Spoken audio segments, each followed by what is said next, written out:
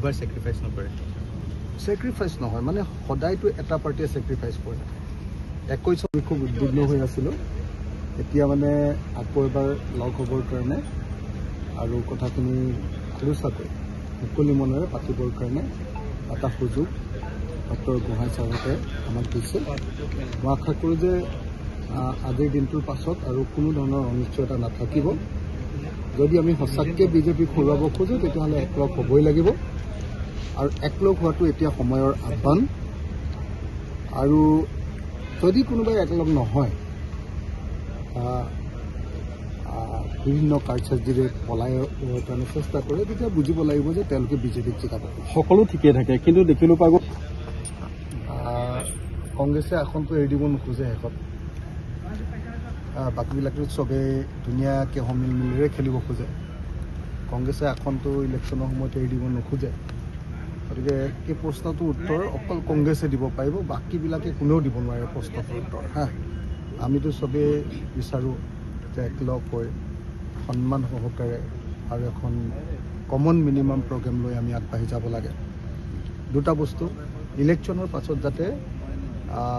আমি অসমৰ মান সন্মান ৰক্ষা কৰিব পাৰোঁ দিল্লীয়ে যাতে আমাক কোনো জাপি দিব নোৱাৰে চৰকাৰ যদি আমাৰ হয় তাৰ কাৰণে এখন কমন মিনিমাম প্ৰগ্ৰেম লাগে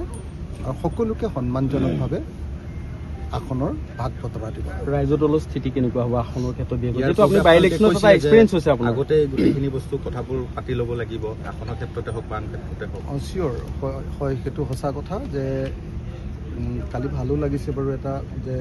আজি নে কালি দেখিলোঁ ফটককৈ যে ভূপেন বৰা ডাঙৰীয়াই কৈছে যে এইবাৰ 6 মাহৰ আগতে কেণ্ডিডেট ফিক্স হ'ব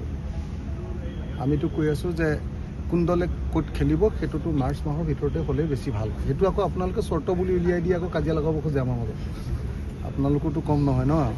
তো গতিকে আপোনালোকে আকৌ চৰ্ত বুলি কৈ দিয়ে আমি ভালকৈ যেতিয়া কওঁ কথাটো যে এনেকৈ কৰিলে আমাৰ ভাল হ'ব তেতিয়া আমি বিজেপিক হৰুৱাবলৈ বেছি ভাল হ'ব আপোনালোকে কয় যে এই অখিল গগৈয়ে চৰ্ত দিলে চৰ্তটোতো নহয় বিজেপিক যদি সঁচাকৈ হৰুৱাব লাগে আপোনালোকৰ কাৰণেও লাগে ন আপোনালোকৰ স্বাধীনতা কম হৈছে ন আগতকৈ আপোনালোকৰ কিমান কষ্টত আছে আপোনালোকৰ মালিকো কষ্টত আছে আপোনালোকো কষ্টত আছে আমিও কষ্টত আছোঁ খেতিয়কো কষ্টত আছে বিজেপি অহাৰ পাছত চব বনোৱাবিলাকো কষ্টত আছে ব্যৱসায়ীবিলাকো কষ্টত আছে সাংঘাতিক ধৰণৰ অৱস্থা বেয়া চবৰে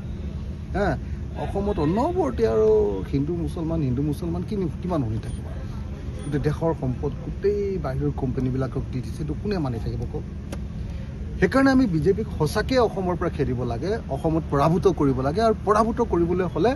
আমি অলপ আগতীয়াকৈ ষ্ট্ৰেটেজি তৈয়াৰ কৰিব পাৰিব লাগিব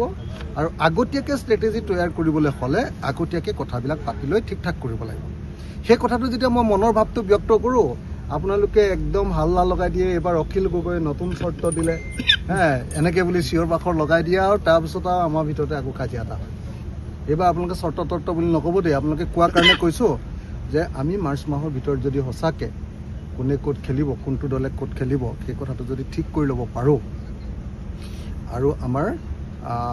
সেই কথাটো যদি ঠিক কৰি ল'ব পাৰোঁ আৰু কমন মিনিমাম প্ৰগ্ৰেমখন বাৰু হৈ থাকিব আমি কথা বতৰা পাতি ল'ম আমাৰ মাজত বুজাবুজি আছে বেছিভাগ ইছ্যুতে আমাৰ অমিল আছে সেইটো হৈ যাব খালি আসনক লৈহে অকণমান সংঘাতটো লাগে ইলেকশ্যনৰ সময়ত কংগ্ৰেছৰ সেইটোৱে অকণমান আকৌ লোৱা ভাৱটো বেছি হৈ যায় অকলকে লাগি যায় এইটোতে গণ্ডগোলটো লাগি যায় ন আৰু আমাৰ কাৰণে বহুত মানে বেয়া লাগে কি 4বাৰ ঠগ খাই গ'লো 4বাৰ এবাৰ স্যাক্ৰিফাইস এই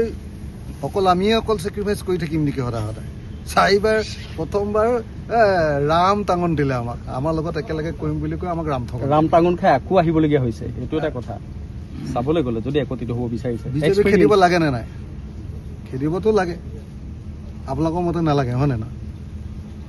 যদি বিজেপিক খেদিব লাগেতো গণ্ডগোল কৰিলেও আহিব লাগিব লগ হ'বই লাগিব আমি উপায় নাই আমাৰ বিজেপিক খেদাটো আমাৰ জীৱনৰ পথ